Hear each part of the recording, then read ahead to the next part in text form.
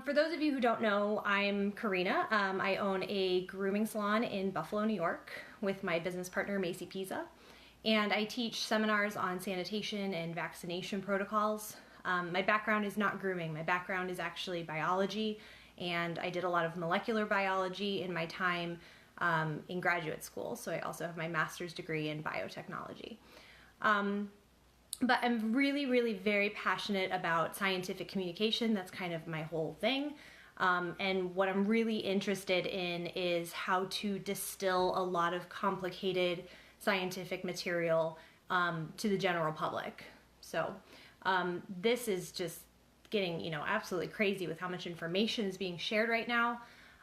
So I thought I would just kind of take this opportunity to address some of the concerns I've been hearing. Particularly those coming from groomers, because you guys have an interesting lifestyle and work environment, a little bit different from what most of the general public is worried about. So all of the information I'm going to talk about today is up to date as of today, March 8th, 2020.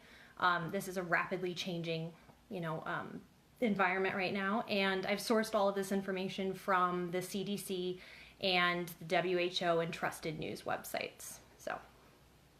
So firstly, let's just talk about what this outbreak even really is. This outbreak is caused by a new strain of virus from the coronavirus family.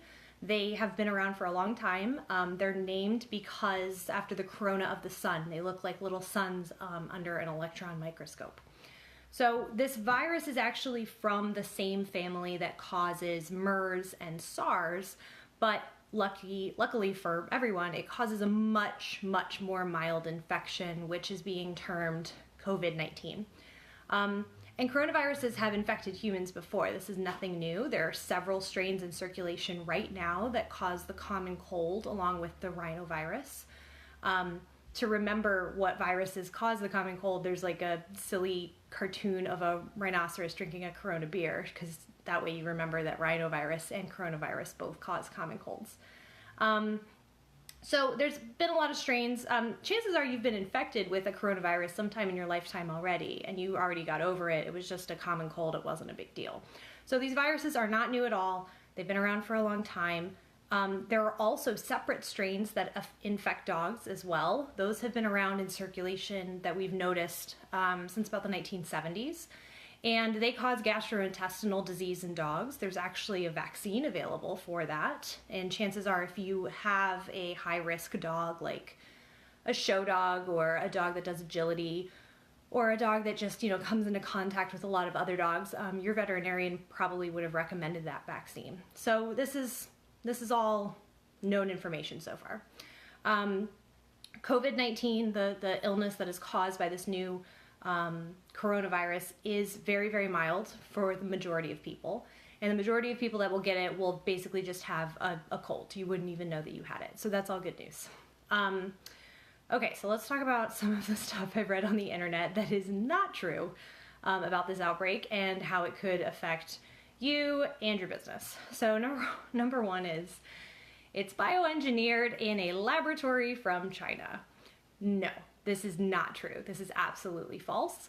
The first cases all had links to a seafood market in China, so it was postulated that the virus probably had a zoonotic origin. That is as far as what we know. Scientists have genetically sequenced the virus, and they found a lot of similarities with coronavirus in bats and pangolins, which are these weird looking mammals in Asia that we don't see in the US. Multiple laboratories have found these similarities. So there's a lot of evidence, an abundance of evidence that this is zoonotic. It jumped from species to species. And these kinds of seafood markets where we have lots of different animals in close contact to each other is prime real estate for that kind of virus jumping to happen.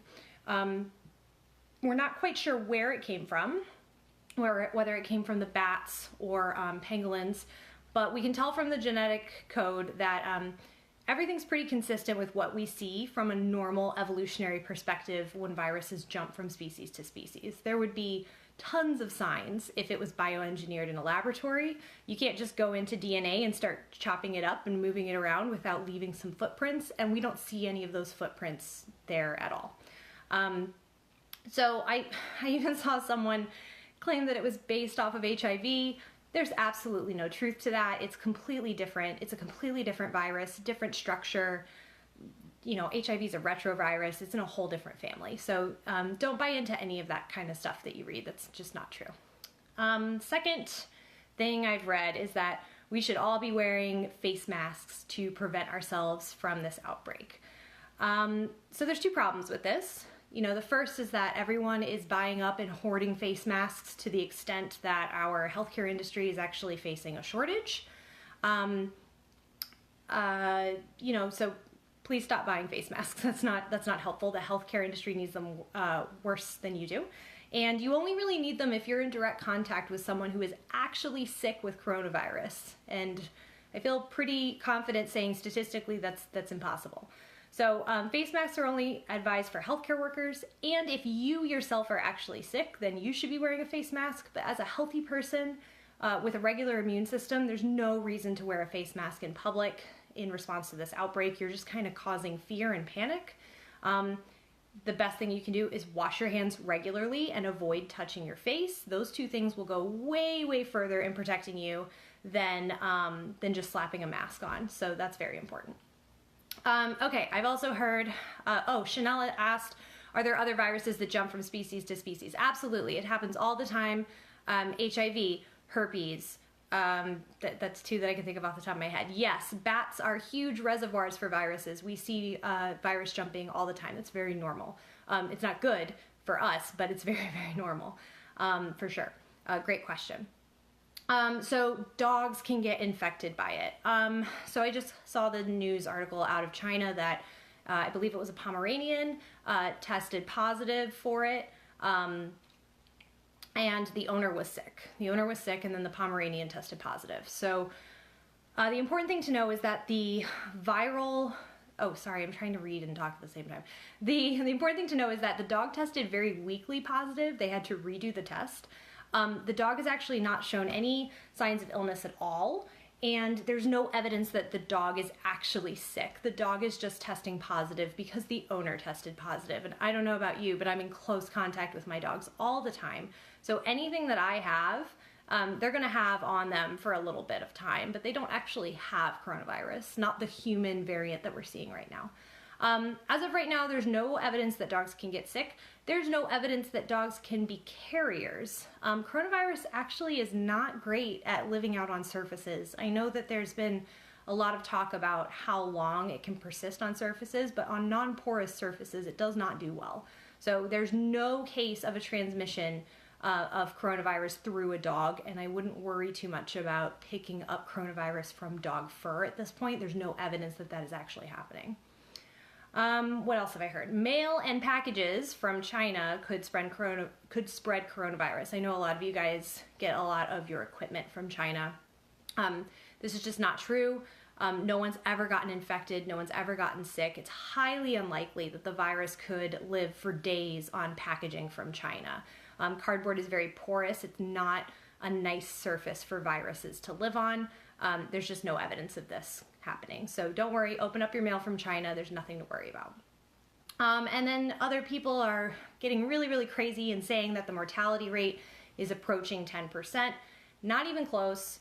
The current mortality rates are estimated to be hovering somewhere between 1% and 3%.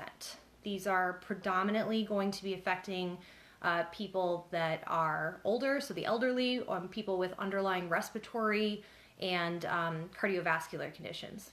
Now, I'm not downplaying that. That's very serious, but there's no need to panic at this time.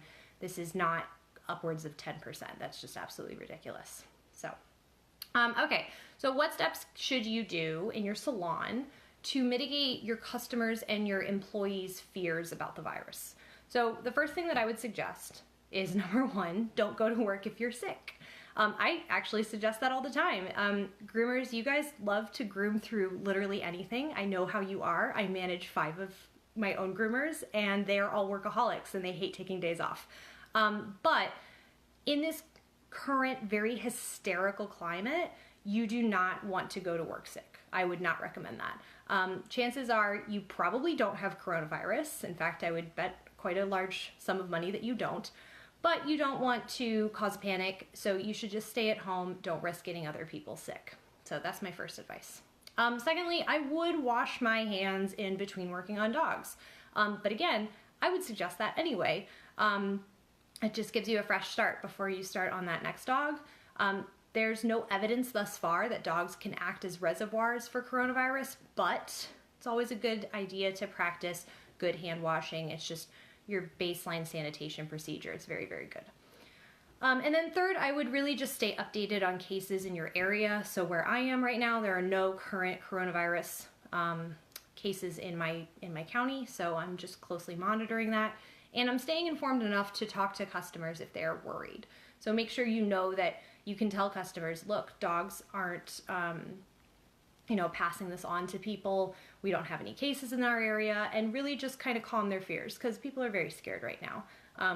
And they like knowing that they can talk to someone who they can trust about this topic. So I would also say, coronavirus is not like a very hardy virus. It's slightly more contagious than the common cold or the seasonal flu, for sure. But if you are practicing good sanitation in your salon, you really don't have anything to worry about.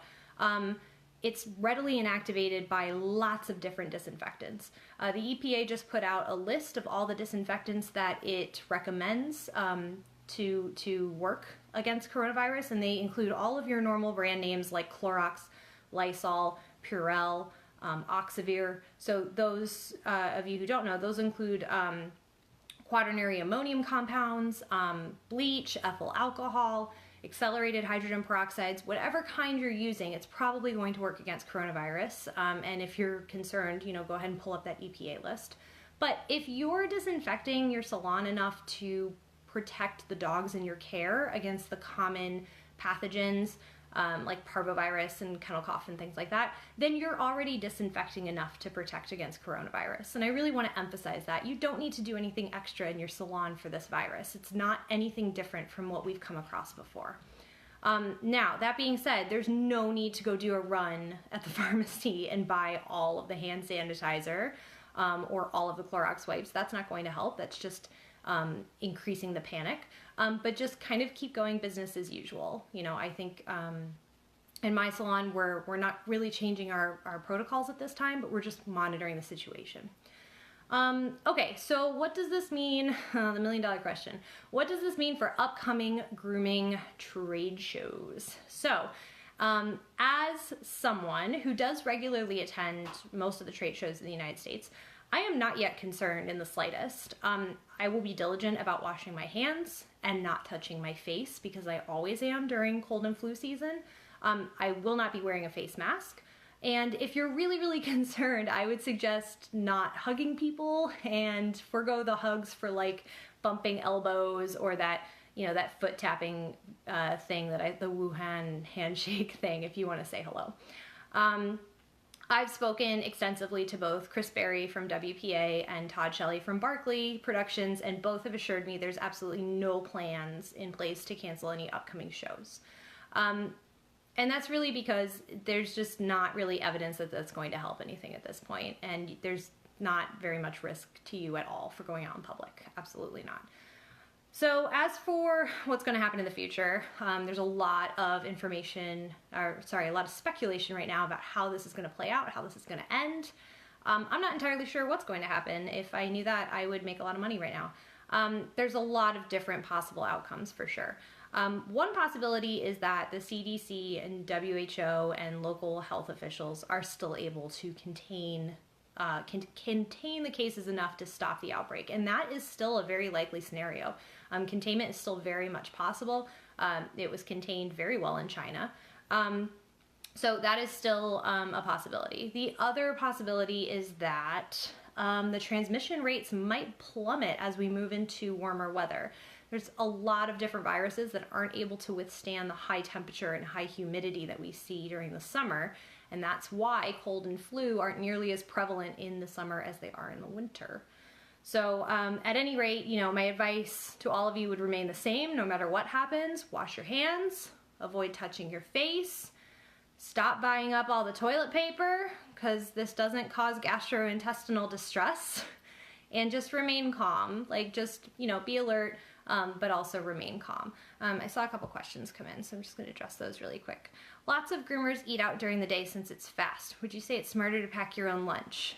No, there's not been any evidence of transmission through restaurants at this time.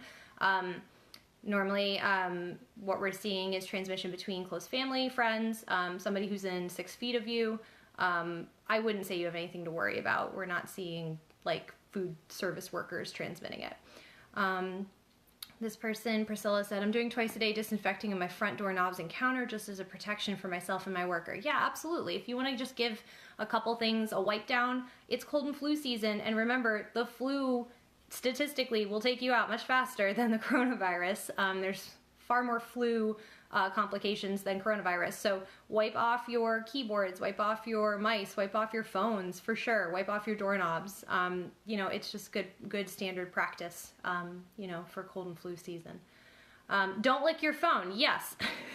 Angie says don't lick your phone. Do not lick your phone. If you're worried about how to clean your phone, there's lots of different things. I like to throw my phone into a UV sanitizer every once in a while because I take my phone everywhere. I take it into the laboratory all the time when I'm not supposed to. So absolutely, wipe your phone down if you feel like you're always on your phone. Yeah, so I think that's about it, but I really just want to urge everyone, wash your hands, don't panic. There's no evidence right now that it passes through dogs, and carry on business as usual.